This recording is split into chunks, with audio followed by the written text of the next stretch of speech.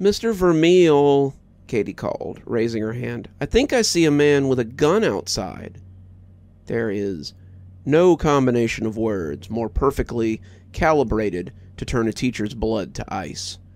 The horror only settled deeper in my chest when I watched my kids go crowding around the window, chattering excitedly to themselves like a shooting star was going by. I don't see him. Where is he? Oh, he's right there, behind the tree. What's he look like? What's he doing? I couldn't see a thing out there myself. The thick, oppressive blanket of mountain fog that always settles on the school made visibility low at the best of times.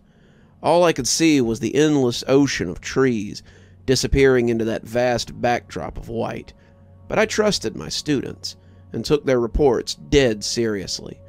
Get down, I finally shouted, once I'd worked out the knot in my throat. Get down under the window! Don't let him see you! It was the first time I'd raised my voice to these kids, and that scared them more than the man outside.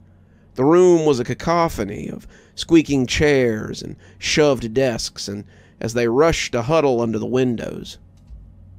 All the while, my heart was pounding in my ears as I scrambled to pull the Velcro straps over every window that would release the safety shutters.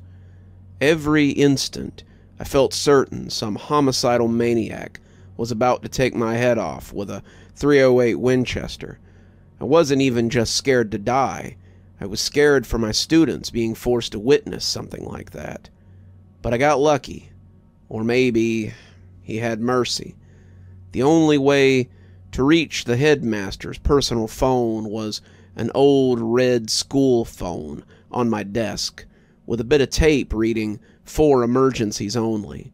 She's always been very particular that she be called instead of the police during times like these. All I had to do was punch *66, and she picked up in an instant. I'm embarrassed to imagine what I must have sounded like, the incomprehensible verbal diarrhea of a man who'd never dealt with a situation more deadly than a bicycle crash or a high fever. But luckily, she seemed to parse together exactly what I was getting at, and her stoic, commanding tone silenced my babbling in an instant. It will be dealt with. Sirens. Sirens started blaring all over school, like it was about to be leveled by a tornado. Or maybe nuclear Armageddon. Under the din, my students all frantically whispered to each other, trying to guess at what was going on. "He's a hunter," was the consensus. That almost calmed me down. If he was just some hunter after an elk or a mule deer up here in the Rockies, that was no big deal, right? But for some reason, the word hunter seemed to strike the kids with terror. Outside, I heard the screech of tires, and 2 rear doors slammed open. My curiosity piqued. I'd seen that black van labeled security parked in the lot, but I'd never got a glimpse inside. Despite all my better judgment, I couldn't resist the tiniest peek under the corner of the shutters. Out of the van poured 2 individuals dressed less like school security guards and more like the sort of shadowy government agents you'd see in movies. Black suits, shades, earpieces fitting their perfect comb-overs. I think what I saw them do next was the moment that forever changed me, forever shattered my delusions that the universe is ultimately a rational and orderly place. The 2 guards checked off their equipment, dropped to all fours, and broke into a sprint. Under other circumstances, it would have been funny. As it was, it took my breath away. They ran not even like primates would, but with the exact speed and style of wolves. They must have been going 15 miles per minute. Human bodies just don't work that way. We can't twist our bodies in such a way to allow ourselves a full-bore gallop at that kind of speed. Our joints weren't meant to bend in those directions. They disappeared into the forest like hunting dogs let loose upon the scent of prey. I jumped, and a gasp spread through the room as a gunshot erupted in those woods. Then another. 2 shots total, echoing down the foggy valley of the mountain, scaring away the crows. Then came the long silence as I held my breath, waiting to see if the nightmare was over, or if it was just beginning. Then the screaming began. It started as a rumbling murmur, one I couldn't place. Then it acquired peaks and troughs, reaching pitches that managed to strain my ears. At its height, it almost seemed louder than the gunshots had been. It was a man's voice, at least at first. Then it devolved into something that didn't sound human at all, like his vocal cords had been ripped into, and the only sounds he could still produce was the bay of a dying animal. Yet, somehow, even that didn't really horrify me as much as my students' reactions. They seemed relieved, even laughing amongst themselves, as if this proved they were out of danger. The screams dulled, the sirens disappeared, and my students returned to their seats, staring at me as if expecting me to continue the lesson. It was all so surreal, like something out of a dream. Never before in my life have I been surrounded by people, yet so utterly alone. I tried not to break down in front of my students, but unlike my class, I couldn't just move past what had happened, like it had all been no big deal. So like a sleepwalking man acting on instinct, I did the first thing I could think of. I called the headmistress again. Her tone was flat, as if nothing was out of the ordinary. "Vermeil." I wanted to scream at her, but words failed me. I was panting like a dog. I took a drink of water with my shaky hand. "I need to know what that was. What was that?" "Mr. Vermeil, this phone is only to be used in case of emergencies." "Emergencies? This isn't an emergency? There was a shootout outside my classroom. Where are the police? The press?" "They're not coming," she said sternly. "It was a false alarm. No one was hurt." "Nobody was hurt. Are you hearing yourself? I heard a man wail like he was being fed feet first into a meat..." I caught myself, glancing at my class. If you had heard the things I'd heard, you wouldn't be so... When I employed you under the auspices of the Integration Initiative, it was because I was assured of your dedication to teaching. Surely you recognize the importance of not allowing your class to fall even a day behind the schedule outlined in the syllabus. We cannot allow even a minor incident to interfere with their... Minor incident? Am I the only one here who hasn't lost their mind? If this is what you consider routine, then I don't want to know, Mr. Vermeil. She spoke in that tone that always silenced me, as if she commanded my very mind. In the silence, she let out a long sigh. When her voice returned, I couldn't tell if she was leveling with me or just humoring me. "Tell you what, I can tell you've had a stressful day. Why don't you take the rest of it off? I can have a substitute fill in while you get some rest. Okay?" I wanted to argue, to scream and shout, but I realized how my students were looking at me and noticed the tears on their cheeks. Needless to say, I did end up taking the day off. All the while, I agonized about whether to quit or not. I mean, this was supposed to be my big break, my first real teaching job since the incident a few years back. No more tutoring, no more subbing, getting to head my very own class and create my own lesson plans again. I spent the night on the couch, watching the news like a hawk. It was all still small-town nonsense. A cat stuck in a tree, a charming local bake sale. Not a word about what had happened in the school on the mountainside. The headmistress's gaslighting was starting to work on me. If nobody saw anything wrong with what had happened, then the problem must be me, right? I must have misinterpreted everything. There had to have been some reasonable explanation for what I'd seen and heard. So the next morning I was right back at work. The thing is, I've never gotten a good explanation for what the integration initiative was. I'd assumed it was some sort of remedial education program. After all, the bulk of my classes were severely behind by 5th grade standards.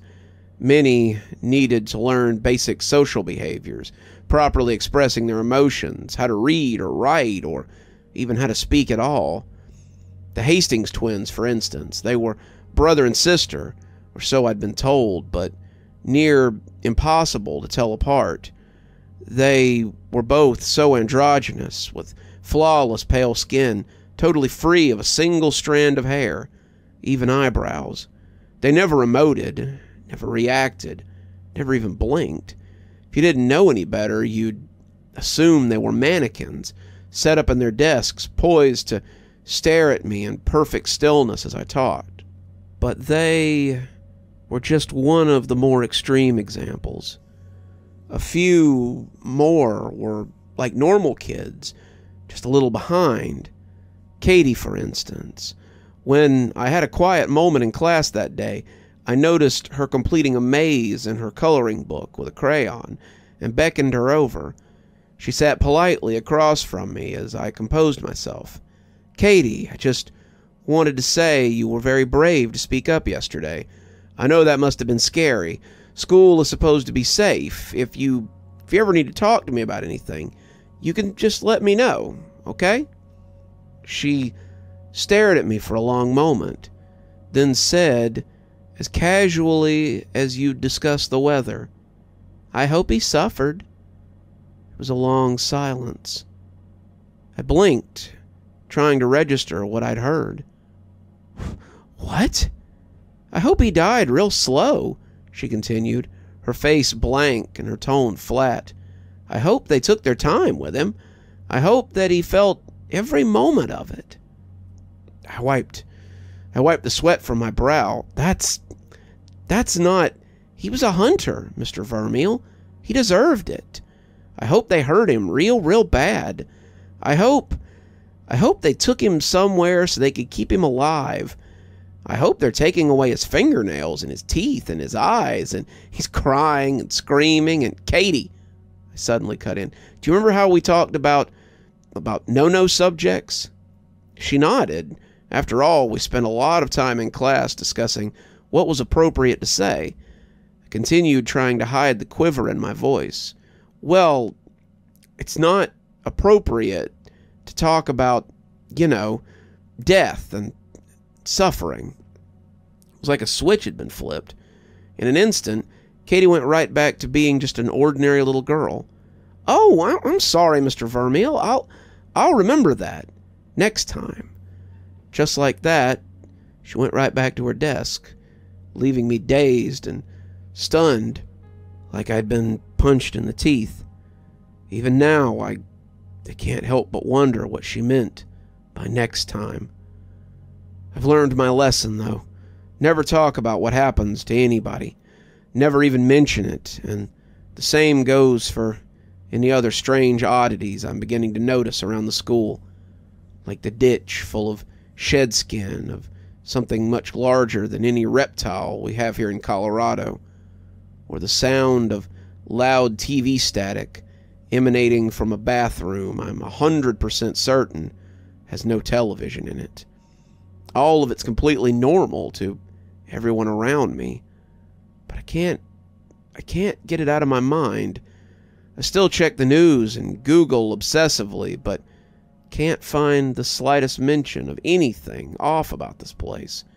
I did, however, noticed something on Facebook. Someone local was asking whether anybody had seen her brother William, a heavy-set man with a big bushy beard who'd gone missing without even his PLB being able to report his location. The post had been made the day after the incident I'd witnessed. Apparently, the last time they'd spoken, William said he was going out on a hunting trip.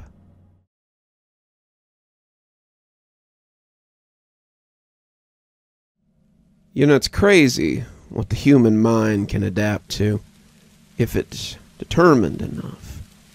I'm not some moron from a horror movie who goes poking his nose into every dark crawl space when he hears a noise. When weird things happen here at the school, I don't offer them a second glance. I'm like a horse with blinders on, always looking ahead, never getting distracted. Some terrible things may be going on here behind the scenes, but I figure that if I just minded my own business and focused on my work, it would never touch me. And that tactic actually worked. At least until last night. The moment I got to collapse on the couch at the end of the everyday was the only thing keeping me going. Once I was home, after all, I was certain I was safe from whatever was going on at work. I'd officially made it through another day. I'd been recuperating from my shift in standard fashion, wasting my life on the couch watching TV and drowning my woes with cheap beer, listening to the rain pound on the roof, when somebody suddenly slapped me awake from my drunken stupor. The mention of the name William. I popped up in an instant, staring at the news report as if spellbound. They'd found his hand, and just as Katie had hoped, it was lacking all its fingernails. Crews were being assembled to scout the woods for the rest of his body, and I prayed their search would lead them to the school.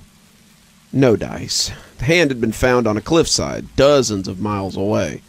No foul play was suspected, only the ravages of nature. I watched as a forensic scientist speculated that a bear or a coyote had probably killed him, or consumed his body after death by some other cause, judging by the hints of tooth marks around the cut to static. I groaned, missing the days of CRTVs, when all you had to do was give it a good smack on the side.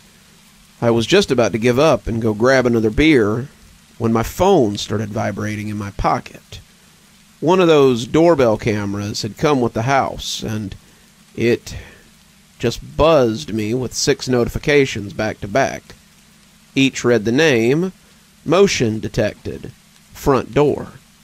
I opened the attached photo and found myself dumbfounded. Again, just static. Looked exactly like the black and white dominating my TV. I didn't even know those cameras could malfunction in that way. I tried to push the growing unease aside as I flicked through the photos, each as distorted as the last. Was a salesman at my door or something? If so, why couldn't I hear any knocking? Then I reached the 6th photo, and gasped with such shock that I dropped my phone. It was an eye. A single eye, red and veined and bloodshot, piercing through the static, with pupils so dilated that the iris looked almost completely black. It was as if somebody was pressing their face directly against the door camera, just to stare back at me through my own screen, like they were peeking through the keyhole. I stared at my phone on the ground, my heart seizing in my chest. I knew it was just a still photo, but I couldn't help but feel I was locking eyes with something staring back at me. Then I heard the crackling in the TV, and I looked up to see, yet again, that very same eye staring at me from behind that blurred fuzz of static, gazing rapidly around the room before settling to meet my gaze. Its pupils dilated even further, as if excited by the sight of me. Then came a crash and a roar that shook my house, and I screamed and fell on the ground. Sure, some demon was charging towards me, but it was only a bolt of lightning crashing down right outside my door. And as my TV screen burned out, every light in the house flickering and dying, a terrible silence and darkness settled upon my living room. With trembling hands, I reached for my phone to flick on its measly little flashlight. I know I was probably just giving away my position, but I just couldn't bear to sit there in that pitch blackness, knowing that something could come at me at any angle in the dark. The faint outline of that black eye seemed to have burned itself into my phone screen. I tried to ignore it. What was I supposed to do anyway? My every primitive instinct was screaming at me to run, like I was some deer in the woods who could sense that the wolves were circling. But how could I escape something I didn't even understand? I hid in my bedroom with all the superstition of a child who believes hiding under a blanket would protect them from the monsters in their closet, staring at my door and clutching my baseball bat like it would do anything. The static returned outside this time. At first, I thought it was just the rain beating against my windows, but then I turned and saw a hint of white light pouring through the glass. I hid just in time. Something unfathomable walked slowly past my bedroom window, which was doubly concerning, given the fact that I was on the second floor. It had the shape of a man, I thought, at least the roughest silhouette, but it was composed entirely of static, like a TV screen turned to a dead channel, screeching that static screech and bathing my room in flickering white light. Even when it passed, I stayed hidden, too scared to move, to breathe, to even think. Tears were streaming down my face. I couldn't stop shaking all over.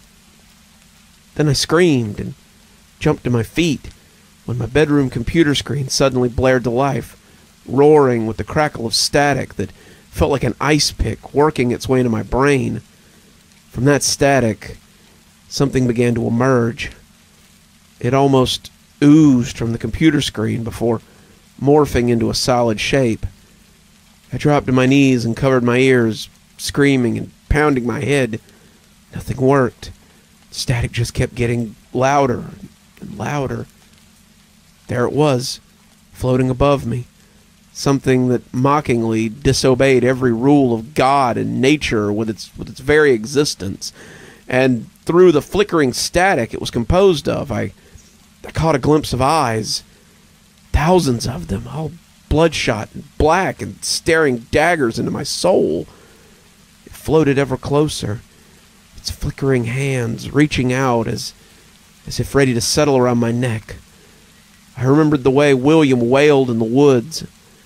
I wondered if I'd sound that way. But when its grasp was only inches away, it froze in its tracks.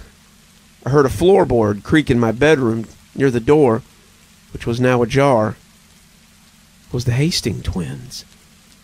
They settled their emotionless gaze on the creature and opened their mouths to speak for the first time. Not in words. Instead, that same horrific static came rumbling up their throats in unison. The creature crackled back at them as if they were having a conversation. No, not a conversation. An argument. Once it was settled, the thing hovering above me seemed to begrudgingly flicker out, like a TV set being switched off. The Hastings, too, nodded before disappearing back into the blackness of the hallway, the sound of their footsteps stopping abruptly as if vanishing into the darkness itself. The lights flickered back on. Everything went back to normal in an instant. Once again, I'd been left alone to agonize after having witnessed the impossible. I don't want to go into the self-destructive spiral that was the rest of my night. crying and dancing and drinking and stumbling around the house like I was commemorating my brush with death. I didn't know what to feel. Relieved, horrified, upset. I was crying one moment and laughing the next. Eventually, I finally settled on a single emotion. Anger. My knuckles had almost turned white from how hard I'd been gripping the steering wheel as I tore through the dark and stormy night. I slammed my brakes in front of the school and looked up at it with a swirling, drunken hatred. And there, a faint light from the headmistress's office, just like there always was, even long after everyone else had gone home for the night. It was like she never slept. The headmistress was a woman of sunken cheeks and sharp, angular features, harsh yet faultless, like she had not been born, but rather sculpted out of marble by some Renaissance master. She sat at her dreary candlelit desk in anticipation when I stormed in, as if she'd been expecting me. "Mr. Vermeil," she greeted, "how may I help you?" But I'd already seen that familiar, knowing look in her eyes. I scowled at her. "You know why I'm here." "Perhaps. I want to hear it in your words." "Don't do that," I snapped at her. Drove me mad, that tone of hers. "You always speak to me like I'm some stupid child. I'm not. You aren't pulling the wool over my eyes anymore." Her brows raised, almost imperceptibly. Did she not even realize she'd been doing that? Or was she just surprised I'd called her out on it? "My apologies. Please state your piece." I sat down across from her, collecting my thoughts. Now, I have put up with a hell of a lot for this job. Not for you, not for the money, for the kids, but there's something wrong going on here, and I'm not going to let you tell me everything is fine and dandy. Not this time. Every man has his limits, and having some godforsaken thing busting into my house in the middle of the night, that's... I'm already aware of this intrusion, Mr. Vermeil, and you have my sincerest apologies. It is unprecedented in the history of this institution, she said in the same even-handed tone. A parent was upset with the Hunters incident from the other week and somehow deemed you worthy of the blame. The Hastings family is brand new to us, you see, and doesn't quite understand how things work here. I shall see to it that their behavior is corrected. I slammed a fist against the desk. A parent? You act like this was some botched PTA meeting. That thing burst into my house, and it wasn't even human. Headmistress, I'm telling you for the last time, I'm not some useless idiot you can keep in the dark forever. You need to tell me what's going on here, or I'm going to walk. Simple as that. There was a long pause. In that silence, my mind ran wild. My nerve faltered. Maybe I really am one of those morons from a horror movie. I'd just waltzed into the headmistress's office, all alone, and ranted about knowing far too much. If there was some sort of conspiracy going on here, what was stopping her from disappearing me at that very moment? I braced myself for some of those security things in uniforms to kick down the door, but instead, the headmistress slowly stood and turned to face the window, her arms crossed behind her back, watching the raindrops roll down the window. Do you know the one thing that unites all sentient creatures, Mr. Vermeil? I blinked. No, I don't. The capacity for parental love. Even penguins will guard and warm their eggs for weeks. Elephants will nurture and rear their calves for over a decade, etc., etc. The love a parent may have for their child is one of the very few ineffable qualities which unites all intelligent creatures. I know what you're about to say. Yes, there are true monsters out there of every kind who neglect or abuse their children, but that is their choice, their own sin. It is not innate to them. In the end, even the darkest devils or the most wicked fiends are capable of making the choice to love their own children. She turned to me, and her gaze was hard and cold. I'd never seen her so on edge. Now, I want you to imagine that you are of a species that is reviled by all the world, despised, feared by all mankind, considered the stuff of nightmares and urban legends. Perhaps your reputation is well earned. Perhaps you've come to accept your life as a thing of horror, lonely, dreaded, but free. Her heels clicked against the wood floor as she stepped closer. But would you not want better for your children? Would you not want them to have at least the option of living in a world that accepts them? There was a twinge of emotion in her voice, the first I'd ever heard. That is the integration initiative, she concluded, gesturing to the photos littering the walls of smiling alumni. We offered you all a truce in a war older than the very mountain you're standing on. I stared at her, breathless, slowly working up the courage to ask. We? As if on cue, lightning struck, seemingly just outside her window, and lit up the room in its ghostly blue glow. And in that light, the headmistress's shadow appeared to encompass her entire half of the room.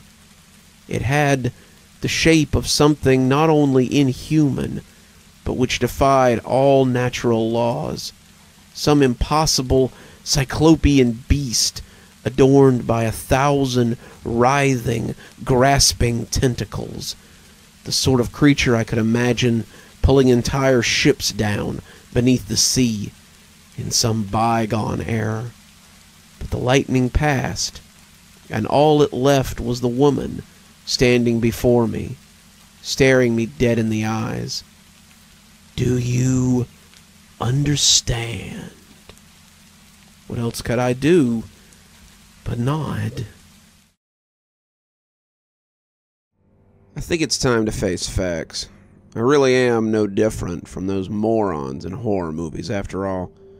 I've been doing a lot of poking my nose where it doesn't belong lately.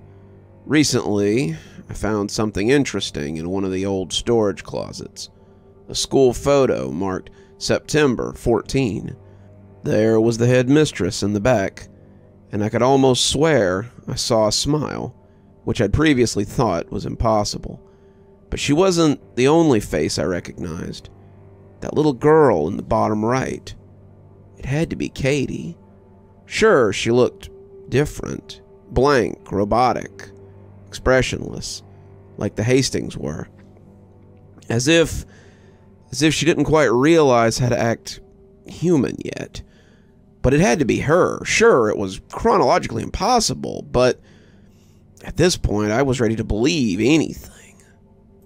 I beckoned her over to have a seat next to me at recess, photo in hand. Hey, Katie. Sorry to interrupt. I just wanted to ask you if this picture, well, looked familiar.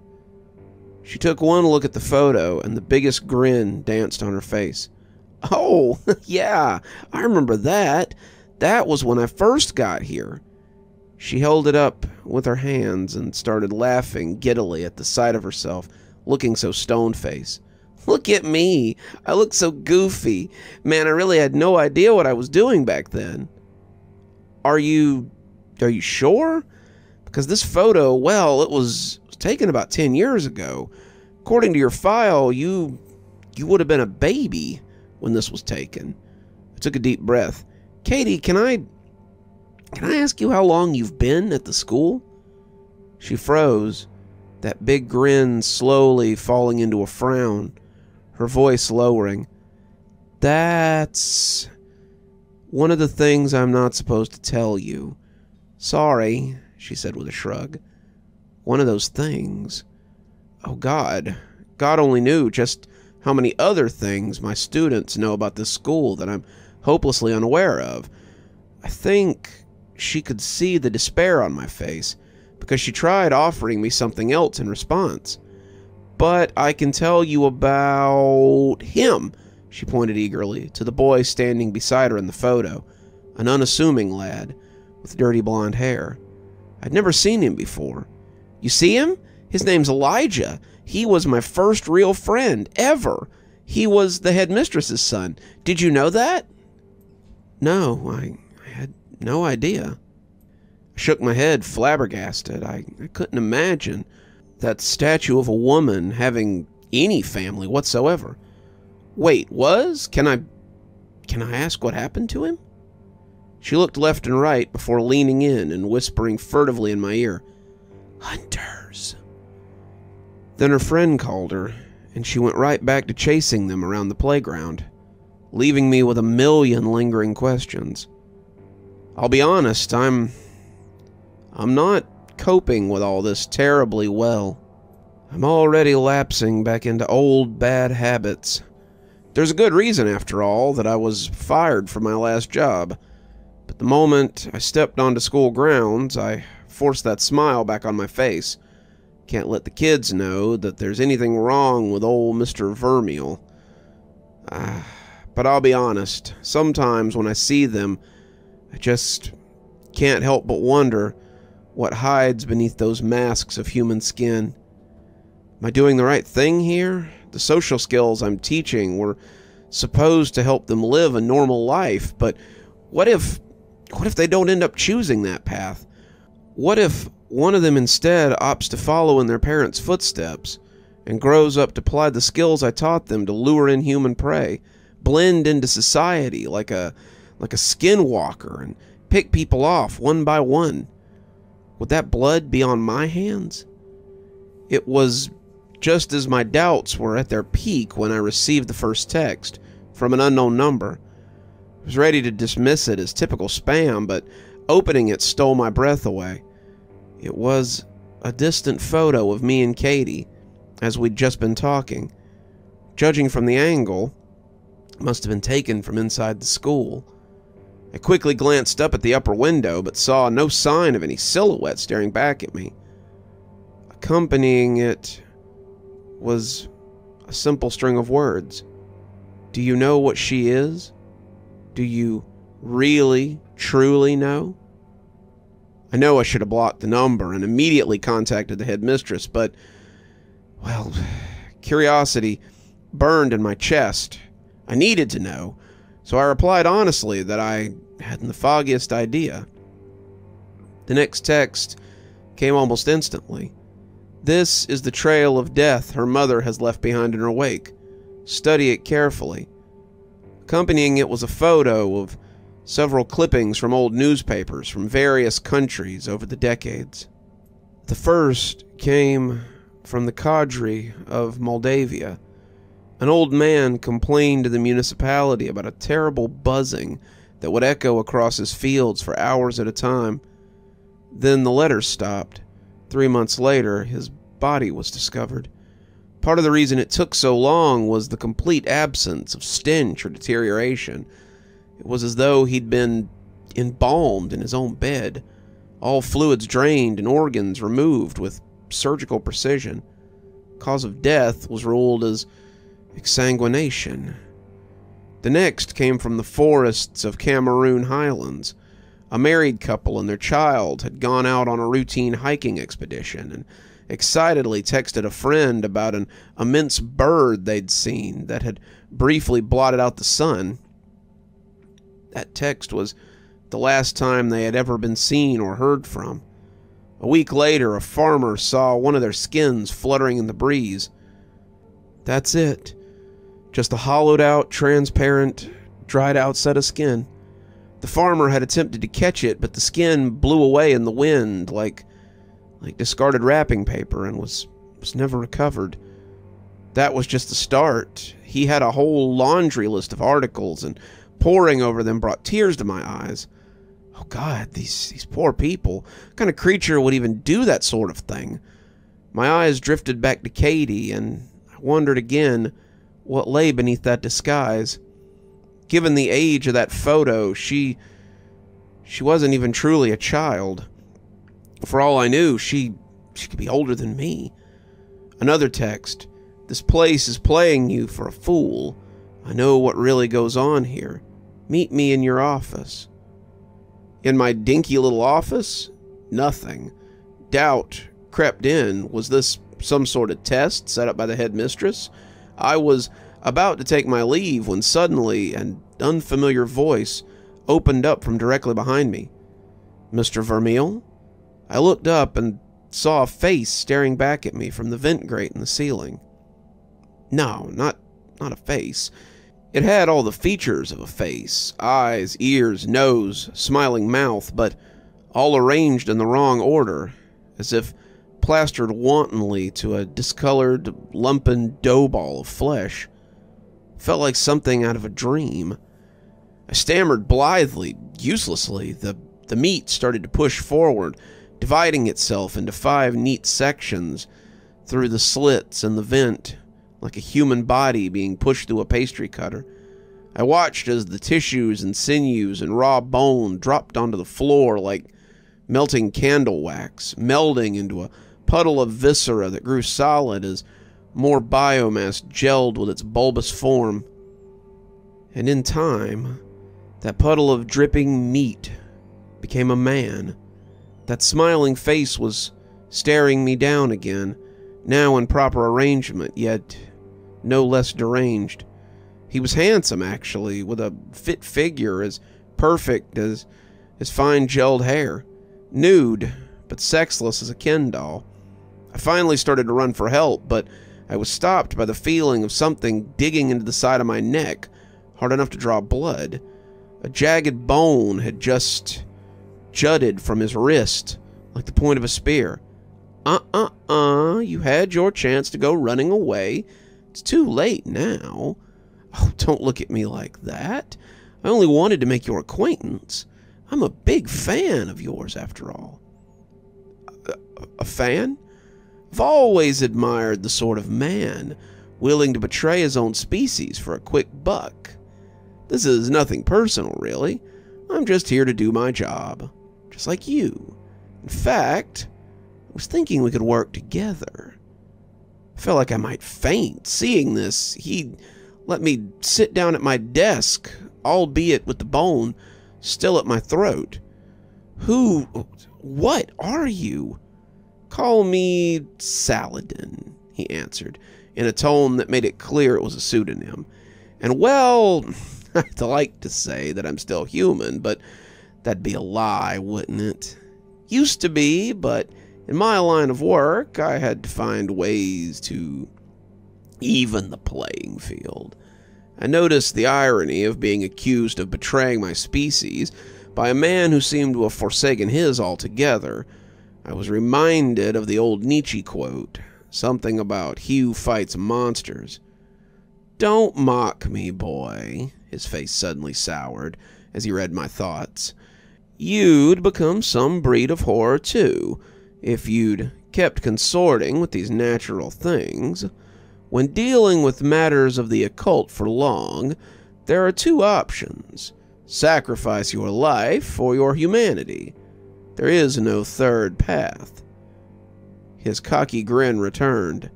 Just ask poor William. Just hearing that name was like a punch in the gut. It knocked the breath out of me. William? You? Of course I knew him. He was one of my feelers. I posted him out to see if I could lure out the hunting dogs. Prove this place is really as the rumors say. And sure enough, a streak of rage rose in my chest, battling the fear. And now you want to use me as your next idiot. I always like a man on the inside. I only need to kill one child. Just one. And this entire initiative will fall apart like a house of cards. All the trust the headmistress has built up with the parents. Oh, they'll tear her limb from limb. He saw the look of horror on my face and laughed. Don't tell me you're actually loyal to her. Did she warn you of the danger you were in when you took the job? Has she done anything to your benefit? Do you really think she cares? Why do you think she even hired you? Just out of the kindness of her heart? She's a big believer in giving second chances to losers with a drinking problem and a rap sheet. No, it's because you have nobody. You're a loser, all alone. So in case one of those kids gets the munchies one day, no one will ever notice you're gone. Sure, they may look harmless now, but make no mistake, sooner or later, some of those kids will need to feed. Isn't their fault. It's in their biology, their very being. They were made to prey on people like you and me. And you're planning on helping them blend in, surround themselves with clueless pedestrians with tasty blood in their veins and meat on their bones. You don't see what's going to happen if this initiative succeeds. He could see it on my face, the doubt creeping in. He grinned, retracting his blade and patting me on the shoulder. One kid, that's all I need. Just need to get one alone. But they're too smart for that. Always traveling in packs. Sleep in the bunker down the mountain. But for you, it'd be trivial. A big grin crossed Saladin's face. He held a finger to his lips as he melted through the slats of my closet, disappearing into the darkness just before my door went swinging open.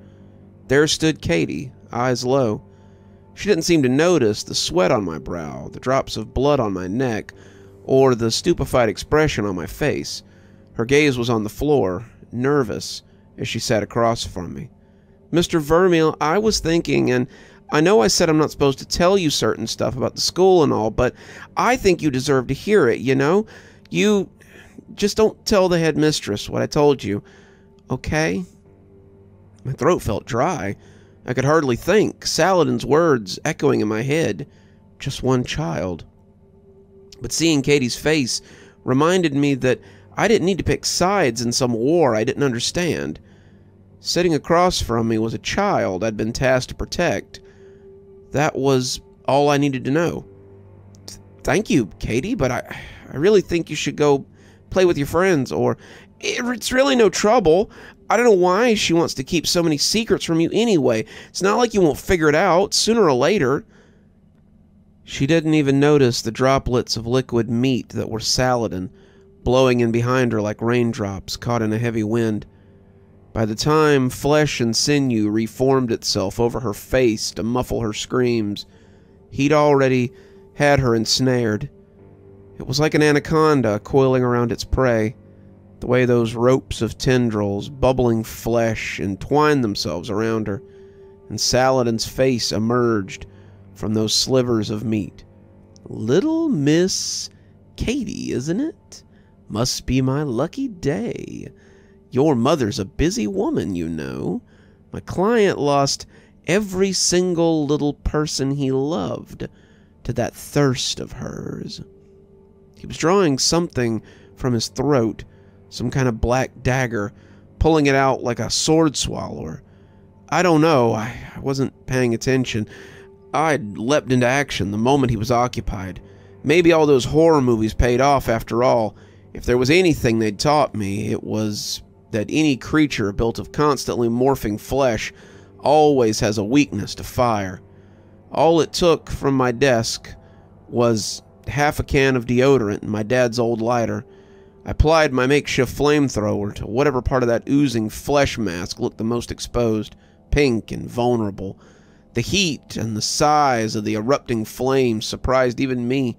He squealed like a stuck pig, though with unnatural vocal cords, and a tendril of flesh batted me across the room like I was weightless. But it worked. Whatever part of him the flames had touched was left bubbling and frothing, gooey and viscous like melting wax. But as he thrashed and whined, Katie seized the moment and let out her tongue. No, not really a tongue. It was a proboscis, a long black spiral tube like you'd see on a butterfly. She tried to jab it into his neck, but he jerked his head at the last moment, and it ended up somewhere far worse, piercing through his eye. I thought the formless flesh that was Saladin was terrifying enough, but it was even more terrifying still to watch it fade away, to see that flesh turn pale and veins wither like dying vines. Throbbing muscles, all taut. I realized she was sucking his blood through that proboscis like it was a drinking straw, and whatever other life essence flowed through that thing was once a man. In seconds, his eyes and cheeks sunk into his face like he was aging decades. I could only imagine what that proboscis would do to an ordinary person like me. She was an inexperienced hunter. Saladin wailed now, managing to worm his way out of her grip before the job was done. He took off through the window, seeming to evaporate as he smashed through the glass, letting the wind carry off his droplets of meat and empty veins as he scattered himself to the breeze. Yet again, another horror was gone as quickly as it had come. Katie pounced on me. I'd cried out for a moment, assuming she meant to turn that proboscis on me, but instead she wrapped me in a hug. "Mr. Vermeil, you saved me! I knew we could trust you! Oh, you're the best teacher ever!" I hugged her back just as the head mistress and the hounds from security came kicking down the door and found an office covered in bloody, bubbling viscera. I told the head mistress everything. In retrospect, I was shockingly honest. She was just as stoic as always through most of it, but the mention of the word Saladin inspired a look of horror that I'd never seen before. Him. No, he couldn't have found us, she whispered to herself, cupping a hand over her mouth. I'm lying in the infirmary now, being cared for by a nurse with a third eye and no interest in hiding it. That would have horrified me before. Now I just cracked a smile. For better or worse, I've picked my side. I'm sticking by these kids, even if it leads me straight to hell.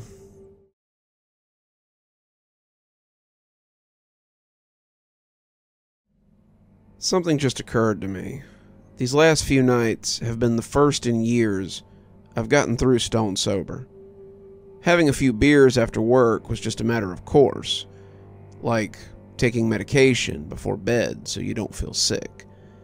If it was a particularly bad day, I'd end up overdoing it and condemn myself to wake up the next morning with a murderous hangover and the knowledge that yet another potentially productive afternoon was slipping through my fingers. But now, I feel focused, fulfilled, like I'm doing something that matters for the first time. The head mistress has the place under lockdown, of course.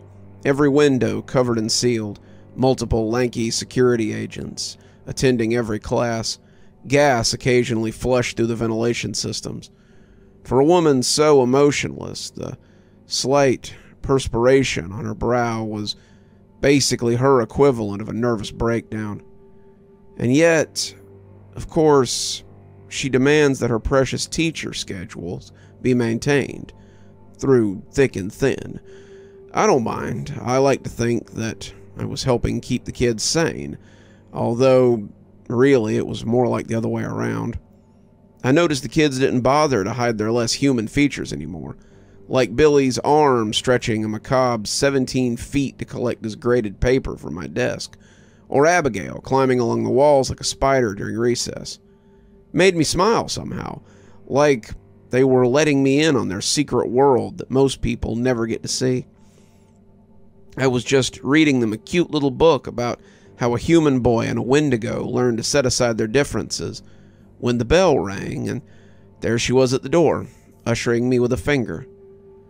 "So, who is this Saladin guy anyway?" I asked, as she led me down the hall. "A hunter, perhaps the most skilled we know of in the modern age, with a reputation for being capable of punching above his weight class, so to speak," she explained. "We thought we had him occupied, chasing false leads across Bangladesh.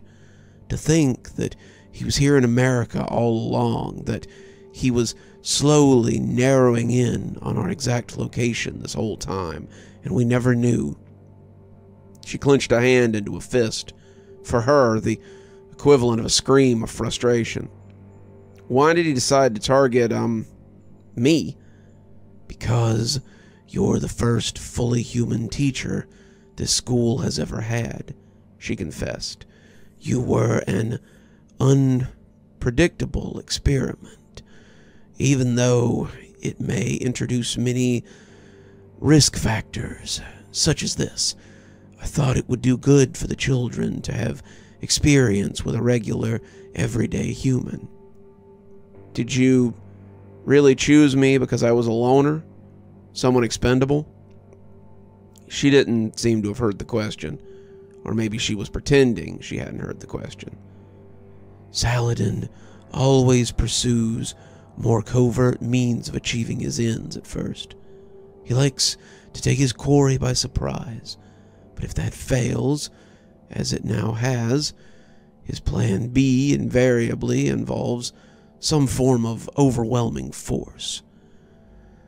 But there is good news, at least. Thanks to the efforts of you and Katie, he was forced to leave behind his weapon of choice." From her sleeve, she produced that blade that Saladin had put against my throat, the one that would have dealt the killing blow to Katie if I had been a second later. It was jagged and black and looked primitive, just a bit dazzling with the scarlet streaks embedded in its surface.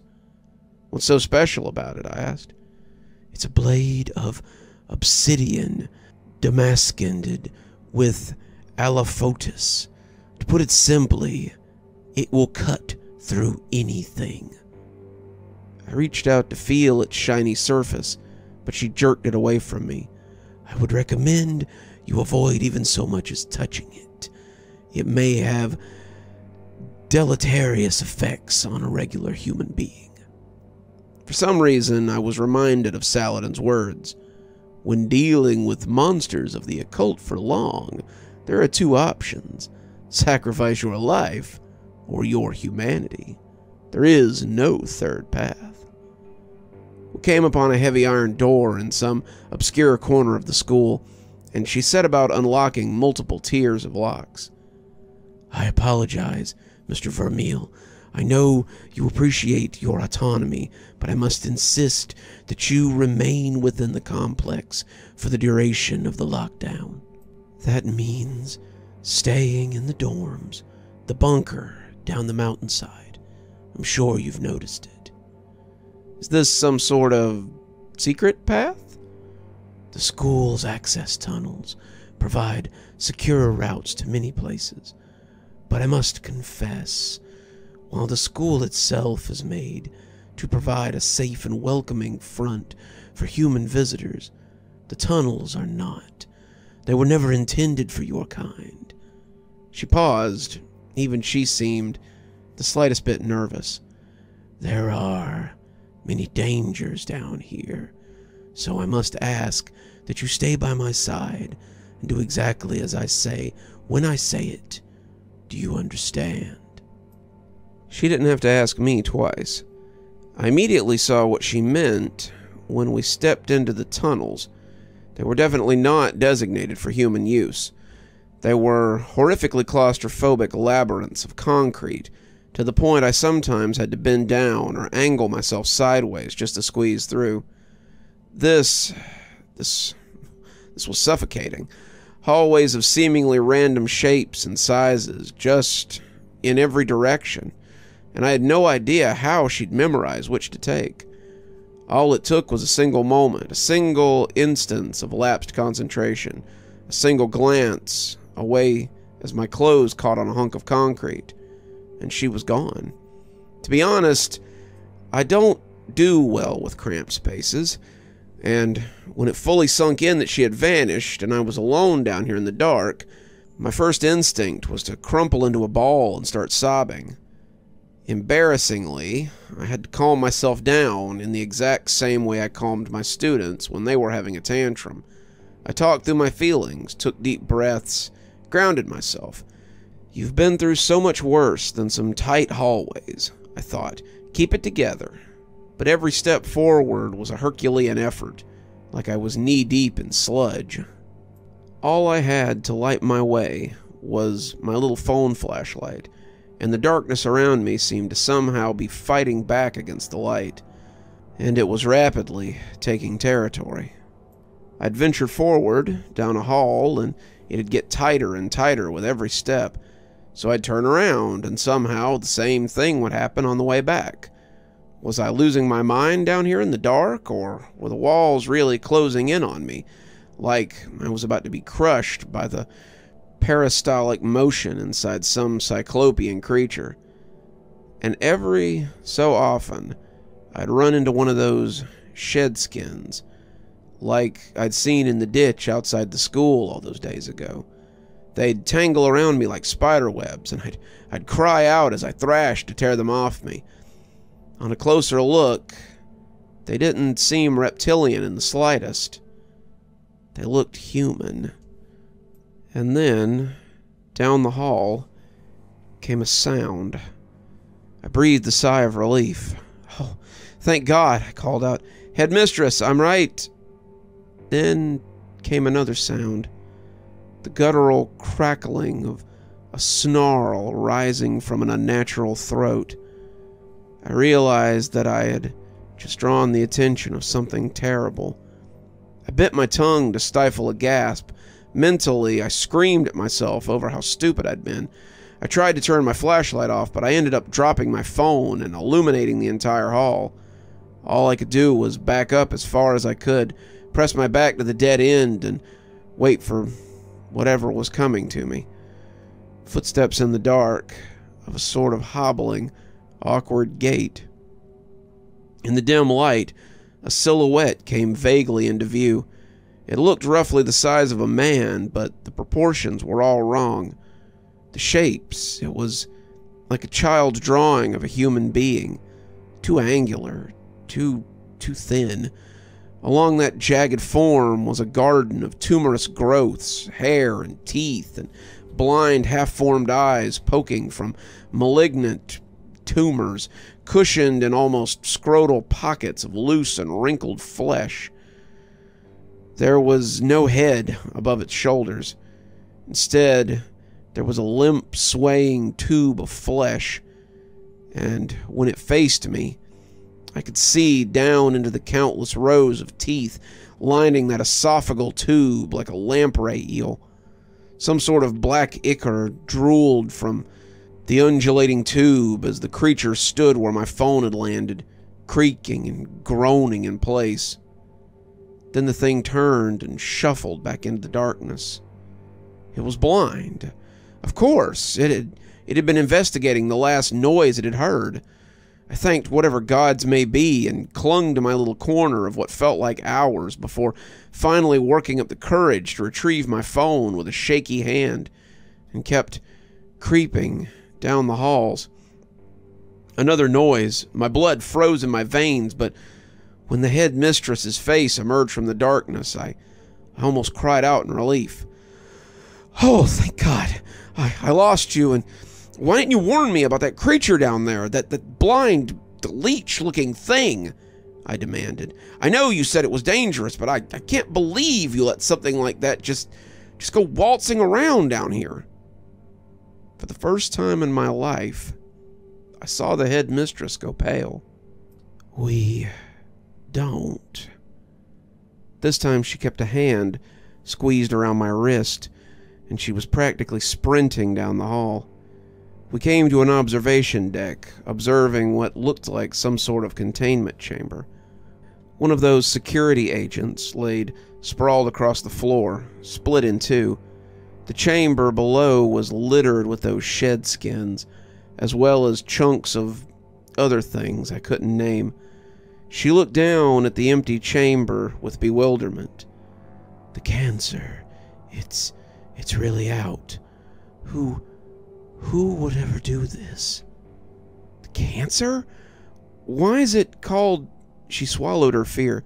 "Because that's simply what it is. A walking cancer. Cells growing and dividing, aimlessly, uselessly, limitlessly." She gestured to herself.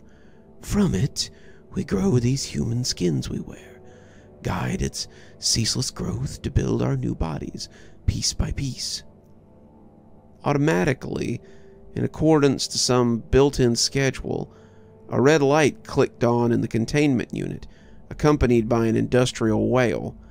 Chunks of red viscera dropped from tubes in the ceiling, and amidst the meat, I swore I saw hands, feet, clothes. "You feed people to that thing?"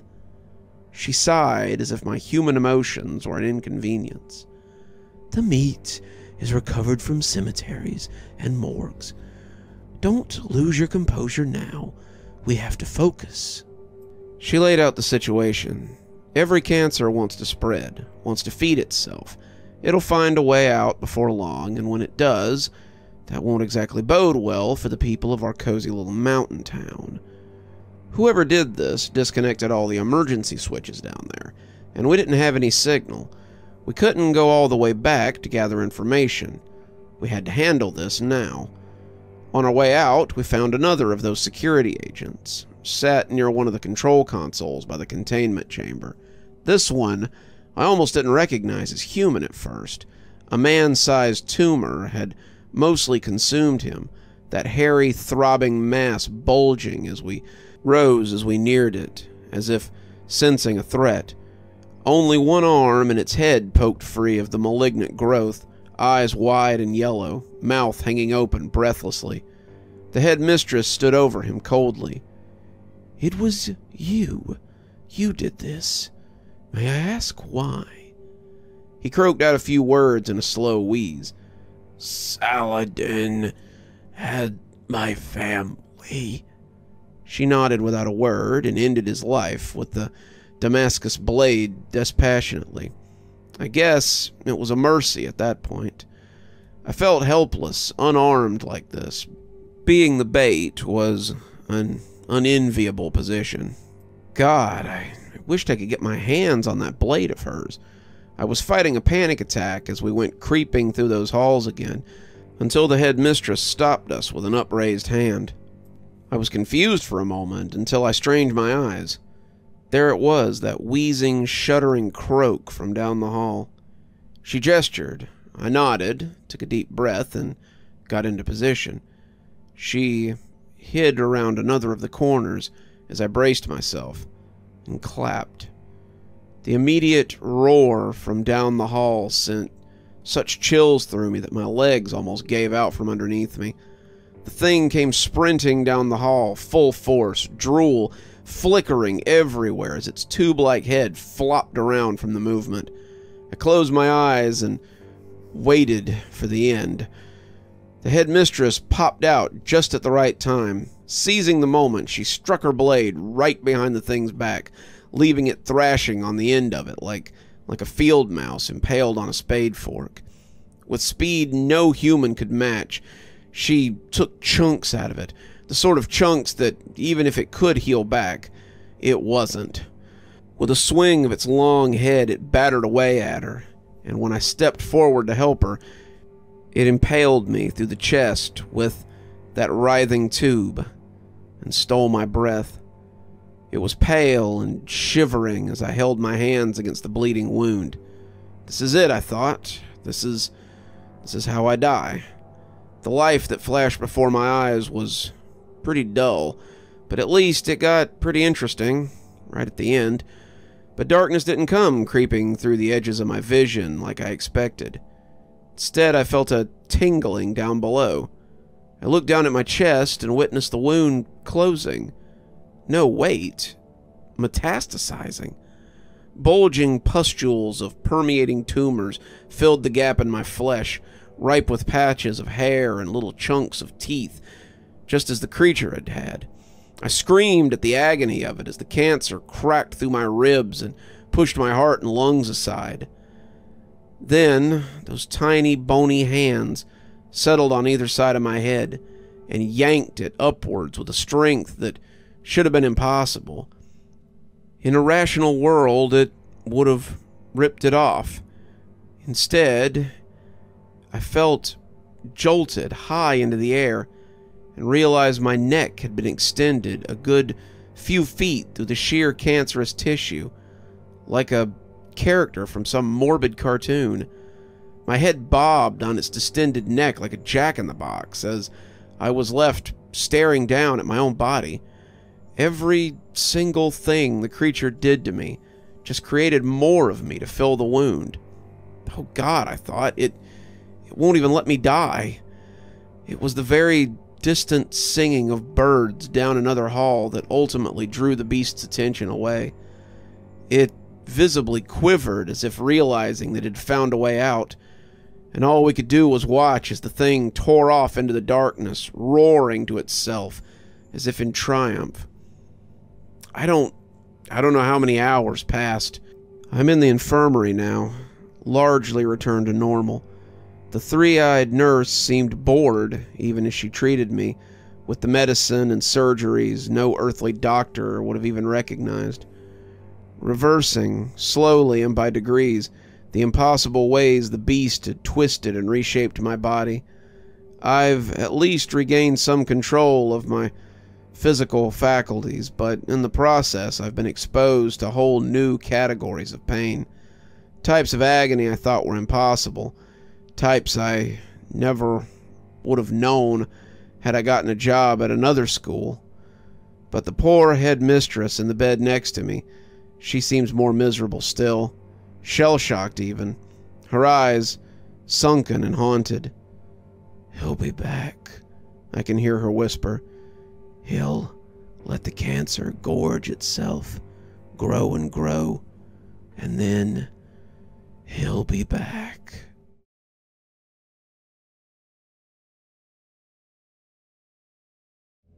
It started with the animals. Hunters noticed populations dwindling rapidly and inexplicably in our little patch of the enclave. Rumors spread of deer hobbling around, riddled with tumors that burst from their backs or splitting their faces in two. One was said to have been rendered completely immobile, more tumor than deer. Then the people started disappearing. Homes broken into, signs of a struggle, toppled furniture, painted red with blood, but with no other trace of the families that lived there. The Fed's cover-up job was as impressive as it was terrifying to see. Seeing how efficiently those men in black worked, the media blackout, the disappearances, the patrols through the night enforcing some unspoken curfew, it made me wonder what else they'd covered up in the past to have become this experienced. But it was a huge pit for all those precious taxpayer dollars, and parents were withdrawing their kids from the program en masse. I couldn't deny it. The integration initiative was falling apart. The headmistress was a shell of a woman, hollowed out, eyes sunken, exhausted. I could only imagine how the feds must be screaming in her ear to get the situation handled, or the truce would be off. I saw her sitting in her office with a glass of scotch, and she hadn't taken a single sip. She was staring into the middle distance. "What is that phrase you humans use? No good deed goes unpunished?" Her voice was hoarse and dry. "Once I pulled down merchant ships into the depths of the Caribbean. Nothing mattered but my own hunger. For centuries, it was a simple life. She took a swig of her scotch at long last. To be a thing of horror was easy. It was to be free and without worries. But now that I've chosen to live like this, to try to be kind, to try to sow peace between our peoples, look what has become of it. What has become of me? I finally noticed that she was staring at something. A photo on the wall of that familiar little boy with the dirty blonde hair. Elijah. I wanted to hold her hand and deliver some rousing speech about how doing the right thing was never easy. To be honest, I was thinking the same thing. What the hell was I doing here? I'm not cut out for any of this. I kept telling myself, today's the last day. I'm going to quit for sure. Tomorrow. Then I'd get something like what happened this morning, when Katie walked up to me clutching her favorite little plush butterfly. You know, Mr. Vermeil, all this stuff with Saladin, it's all been really scary. But you know what? Every time I'm in your classroom, stuff doesn't seem so scary anymore. Is that so? Uh-huh. Every time I'm scared, I just think about what you said to me. She puffed out her chest and lowered her voice, trying her best to imitate me. Katie, if you ever feel scared or sad, just remember, somebody out there cares about you. Then I smiled, and we gave each other a little fist bump as she ran off. I realized I couldn't quit this place. How could I? I had to walk into class yesterday with a cane, limping with every single step in whatever fashion least aggravated the aching pain in my chest, where multiple shattered ribs had been restored by some arcane process. The tumors left a thick, bulgy ridge of scar tissue along my chest, and my neck was still far longer than it used to be. Looking in the mirror, I realized I barely even looked human. I tried not to think too hard about it. Class had only just barely begun when the headmistress strutted in with a sudden energy to her step, her hands clasped together, and something I never thought I'd see on her face, a big, beaming grin. The kids were just as awed as I was as she replaced me at the head of the class. I apologize for the interruption, Mr. Vermeil, but I think you'll agree that the announcement I have for all of you justifies the intrusion. She cleared her throat. My beloved pupils, it is with pleasure that I announce to you that the notorious hunter known as Saladin has finally been brought to justice. In an instant, the classroom was alive with frantic whispers and sighs of relief, until the headmistress silenced them with a raise of her hand. Even I couldn't believe it. Everything we'd been through, all that suffering and terror, it was all over. It almost seemed anticlimactic. I was so filled with relief, I had to dab my cheek with a napkin to staunch the tears that were threatening to flow. Apparently, the hunter had gotten too overconfident. He tried to take out one of the kids while they were in the process of being withdrawn from the initiative, while surrounded by dozens of agents. Even he couldn't escape their wrath of Uncle Sam, and I almost pitied him for whatever was being done to him in some black site somewhere. The smiles spread through the classroom like a disease, and even I couldn't wipe the grin off my face. Our long shared nightmare was over. Everything would go back to whatever normal meant nowadays. I know it must have been driving you all crazy, being so cooped up inside all this time. So I say we celebrate by getting some fresh air. What do you say? The class answer was unanimous. It wasn't until we were out in the halls that I started getting a weird feeling in the back of my mind. Where were all the security agents? Why did she waltz into my class, and particular to announce the news, instead of using the PA system. How could Saladin have made such a stupid mistake? It all came to a head when I realized she was leading us into the access tunnels. Now hold on, wait a minute. I suddenly froze in place. You want us to go in there? Are you sure that's safe? Why not just... Oh, come now, Mr. Vermeil. I'm just leading them to a particularly beautiful mountain view. Don't you think they've earned it? She smiled at me again. I didn't like it. The headmistress never smiled. I felt I couldn't even steal a single gasp of air in those tunnels.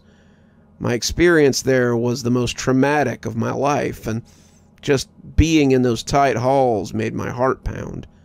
But it wasn't long before we all emerged out of one of the side entrances, dotted seemingly arbitrarily along the mountainside, as if they once connected to chambers, since deemed obsolete.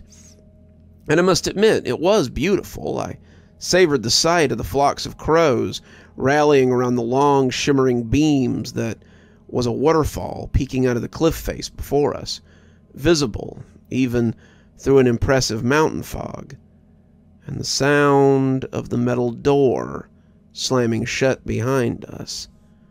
I turned to see the headmistress's face pressed against the glass. No, not hers. Someone else's. Someone familiar. It made sense. If he could alter his physiology at will, surely he could imitate that of others. Still, I was dumbstruck. It was all I could do to blather idiotically. I didn't know you could do that. I'm trying new things, Mr. Vermeil. His voice rang clear, even with the metal door between us. You should feel proud, you know. It's not often I run into someone who forces me to innovate. Then, from down the mountainside, came that terrible roar. The gurgles and guttural creaks of something vibrating some great and malformed vocal cords. The crash of trees being knocked over as something tore down the forest path. I only caught glimpses of it beneath us, through the fog, the silhouette of a thing so weighed by mounds and stumps of oozing tissue that it was bent and hunchbacked. It was crawling on hands and knees like a newborn baby. Teratomas, having grown from mere fingernails to entire arms and hands and limbs and faces, which themselves were then consumed by tumors and left swollen with the throbbing spherical stomas of cancer mass. And poking free from that athema to all beauty was that tube-like head, that lamprey maw of teeth longer than our arms and throats that could swallow us all whole. It was heaving and letting out those deep, roaring groans as it pulled itself up the mountainside, transfixed by the promise of prey, like the taste of us was all that could quiet its writhing agony. There were paths from our perch back up to the school proper, but they were steep. It wasn't quite as sheer a climb, but it wasn't far from being one either. I wish I could say that I was the big bad hero who shepherded all the students up the mountainside. In truth, they left me in the dust. Even the average kids were impossibly swift and energetic, and there were no average kids. The class took off up the slope like it was trivial, while I huffed and panted and scrambled up the rocks behind them, realizing all those days I'd skipped the gym would now be the death of me. "Mr. Vermeil, grab my hand!" Suddenly, an arm descended at least 20 feet, lurching out at me from over the cliff face. Billy, I realized. I took his hand, and the grotesque arm retracted like a fishing line, reeling in a catch as it lifted me weightlessly. The school came into view, but that cancerous leviathan had outpaced us. Horror rocked me as I felt the very earth shake as it dug its limbs into the mountainside below us like climbing axes, bile spewing from its esophageal tube as it roared with a ceaseless hunger. We weren't going to make it. It was too vast, too powerful. And there she was before us, the headmistress. Her face was one of grim determination as she faced down the beast pursuing us. She was clad only in gold-seamed robes, and in one easy motion she cast it aside and let it vanish with the wind. For a moment I froze in horror as her skin began to crack and break like a porcelain doll. Then I noticed the tips of tendrils poking out of the cracks, something working its way free from beneath the flesh like a butterfly emerging from a cocoon. I remembered that terrible Leviathan I had once seen in her shadow. We had just pushed by her when her human form broke apart, and black tendrils as thick as tree stumps tore forth in all directions, as if glad to be finally freed from the prison of flesh and bone. I couldn't tell where it began and ended. I know only that it rivaled the cancer in sheer scale. I tried not to look at her true self, not the disguise she'd been donning. I kept my eyes forward, even as behind us came the great roaring of beasts and the shaking of the earth as the two colossi slammed into one another. I grabbed a shotgun off the corpse of a security agent as we re-entered the school, for all the good that would do me. My students gawked at me in awe. They had never seen me like this. There's supposed to be a safe room in the west wing. All we can do is wait it out while the headmistress handles that thing.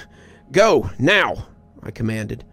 I followed along as they scrambled down the hall, although I made a detour, scrounging around through the headmistress's office and tucking something beneath my jacket before rejoining the kids.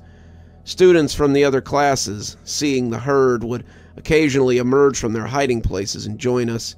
Every child had been packed into the safe room when I heard another voice down the hall. It was Abigail, rushing forth to join us. Wait, Mr. Vermeil, you forgot about me. It was impossible. I'd kept a careful head count of every kid to ensure that none were left behind. In an instant, I raised the shotgun and unloaded it into the face of the thing pretending to be Abigail. You're not going to fool me twice. The thing bent over backwards from the force of the gunshot to the point that the top of its head rested against the ground behind its feet. Then it sprung instantly back to a standing position, its flesh beginning to twist and meld, the cruel cackle of Saladin emerging from its bullet-shredded lips. Maybe you really are smarter than I gave you credit for, Vermeil. I slammed the safe room door shut behind me and stood there with the gun pointed at it. The kids all cowered behind me. There was silence for a while, punctuated only by the building shuddering upon its foundation as the leviathans fought outside. Then came a slow, rhythmic tapping on the door.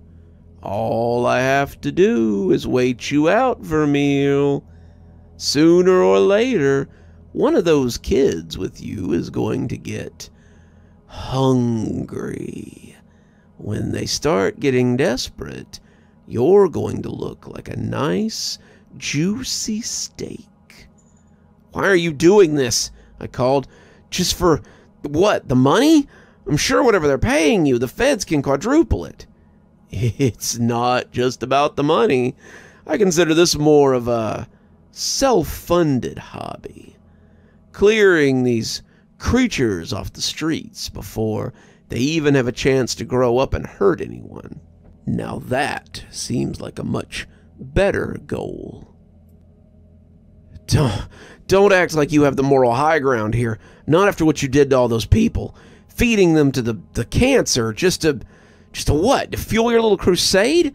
Was that just collateral damage to you? That seemed to actually tick him off. Those deaths are on you, not me. You're the one who forced my hand. None of this would have happened if you just... Leave me alone. They're just children. They're monsters, Vermeil.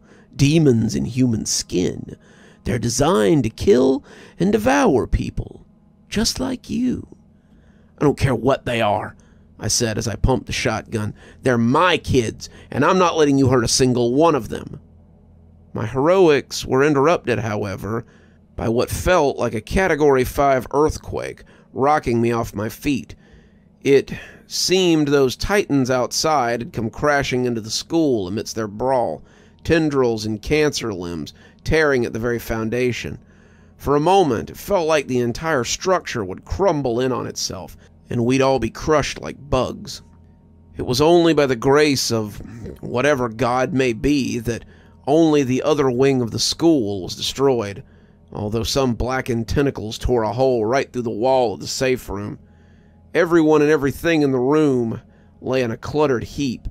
When I managed the strength to rise, Saladin was standing over me, that big grin on his face. My students were quivering with fear.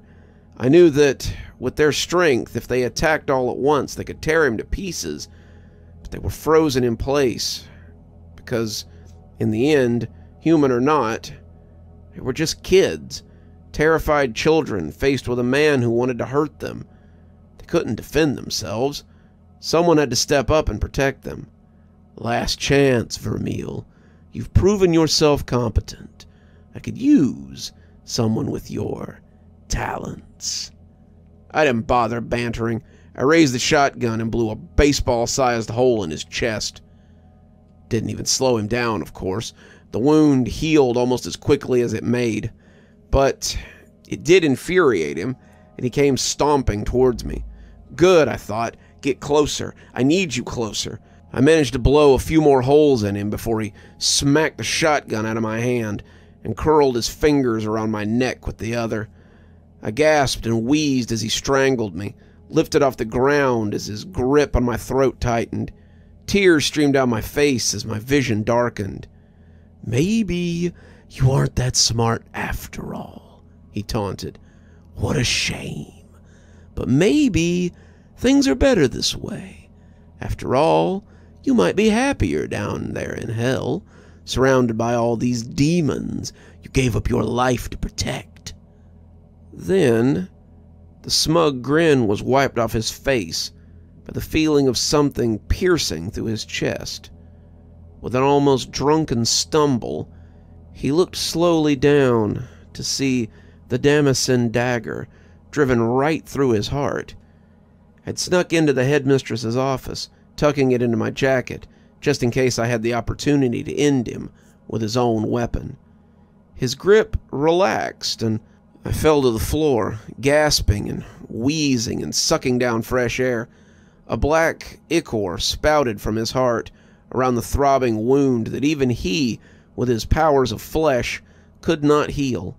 He laid there, staring at the ceiling, laughing to himself as if at the absurdity of it all.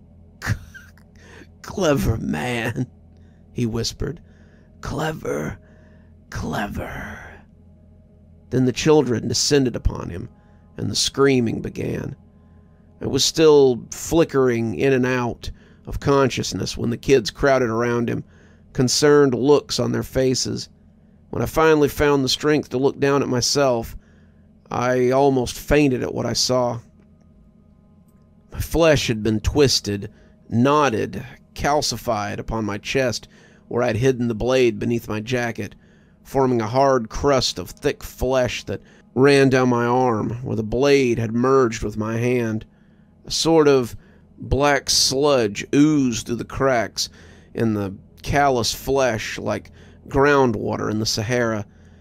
It was still changing, evolving, like something was growing upon me. I could tell I was being fundamentally changed, but I couldn't tell how or into what. A couple of students hefted my arms over their shoulders and escorted my limp form through the smoldering wreckage that had once been our school. And in front of the building, surrounded by the mangled flesh that was once cancer, was a creature so immense that she was half veiled in the fog, a half-formed, enormous mass of Stygian flesh and long black tendrils, a single blue eye the size of a building, staring down at me from the darkness. I couldn't help but smile and wave weakly at her. So this is what the headmistress had been hiding under her skin all along. Together we all watched the school burn, Whatever sections still remained, crumbling one by one as the fire smoldered. The children kept watch over me as my body reformed itself, bones and joints cracking and reforming painlessly, but uncomfortably as my figure morphed. Katie sat by my side through it all, watching the fire consume the place she'd spent the happiest years of her short life. "It's not over," she said. "We'll find somewhere new. We'll rebuild, make a new school, far away from here." I frowned at that, imagining them hiding somewhere new and leaving us all behind. But it was for the best. "I'll miss you," I whispered weakly. She tilted her head. "What do you mean, Mr. Vermeil? You're coming with us." My gaze drifted down to my reflection in a shard of broken glass on the pavement. My shifting, smoldering, twisted form. I looked monstrous. I looked unnatural. I looked inhuman. "After all," she said with a smile, "you're one of us now."